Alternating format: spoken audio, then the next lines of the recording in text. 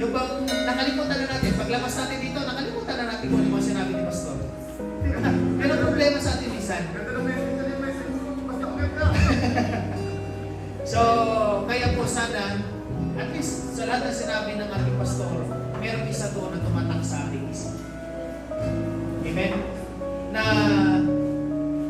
ibig sabihin, maging dala-dala natin all throughout this week na ating kakarapin. Kaya, huwag nating hayaan mga kapatid na nakawin ng kaaway kung ano man yung narinig natin ngayong bagay.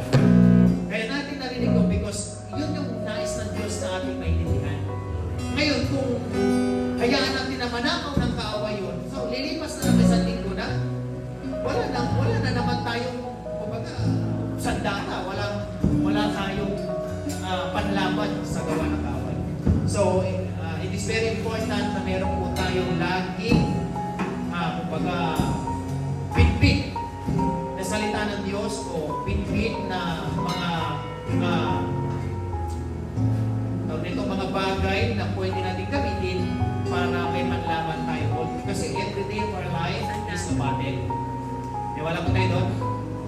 Bawat araw ng ating buhay, isang pakikipagbagat. Pakikipaglaban. Spiritually. Alam ko tuloy sabi natin Jaja kagabi, Pastor, ang mga demonyo daw po ba nasa ilalim ng lupa? Sino ba kayo maniniwala?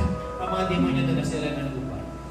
So, ang mga demonyo, ang ating kaaway, wala sa ilalim ng lupa, nasa paligid, nasa ibang pumili. Nasa tabi mo na. Minsan nga, sa tabi mo eh.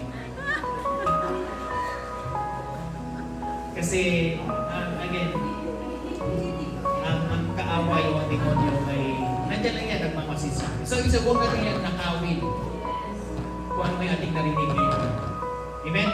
So, let us raise our hands as one that we kamay as a sign of surrender.